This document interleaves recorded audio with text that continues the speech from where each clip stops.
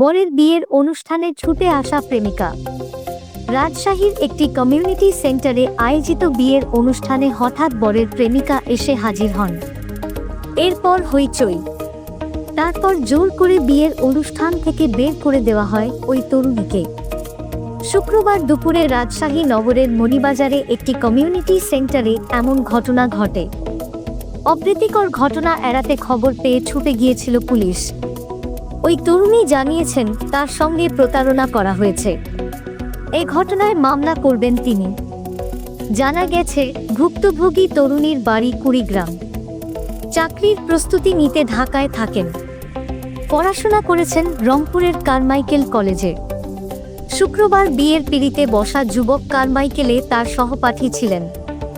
বর্তমানে নারায়ণগঞ্জে একটি প্রতিষ্ঠানে কর্মরত। বাড়ি রাজশাহীতে। শুক্রবার এক নবীন নারী আইনজীবীর সঙ্গে বিবাহ বন্ধনে আবদ্ধ হন তিনি। তবে বিয়ের অনুষ্ঠানে ছুটে আসা তরুণীর দাবি, কলেজ জীবনেই প্রেমের সম্পর্কে জড়িয়েছিলেন তারা। কলেজ শেষ করে তারা ঢাকায় ছিলেন একসঙ্গে।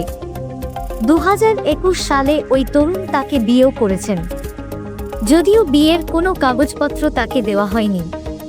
তিনি জানান, ঢাকা থেকে চলে আসার পরে ধীরে ধীরে যোগাযোগ কমিয়ে দেন ওই তরুণ। সম্প্রতি তিনি জানতে পারেন তার বিয়ের প্রস্তুতি চলছে। বিয়ে ঠেকাতে সম্প্রতি তিনি ওই তরুণের বাড়িও যান, কিন্তু দুর্ব্যবহার করে তাকে বাড়ি থেকে তাড়িয়ে দেওয়া হয়। বাধ্য হয়ে ওই তরুণী যে তরুণীর সঙ্গে বিয়ে ঠিক হচ্ছে তার সঙ্গেও যোগাযোগ করেন। তারপরেও ঠেকাতে পারেননি বিয়ে।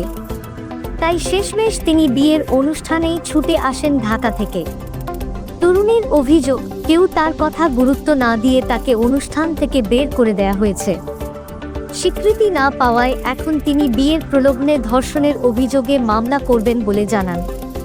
ওই তরুণের একজন চাচা দাবি করেন, তরুণীর উদ্দেশ্য ভালো নয়। তিনি তার বিয়ের প্রমাণ দেখাতে পারেননি। তাদের বিব্রত করার জন্য বিয়ের অনুষ্ঠানে ছুটে আসেন ওই তরুণী। রাজশাহী নগরীর রাজপাড়া থানার ওসি আশরাফুল ইসলাম বলেন, এরকম একটা ঘটনার কথা শুনে পুলিশ পাঠানো হয়েছিল। পুলিশ থাকাকালেই ওই তরুণী বিয়ের অনুষ্ঠান থেকে চলে যান। থানায় তিনি কোনো অভিযোগ করেননি। অভিযোগ পেলে তদন্ত করে দেখা হবে।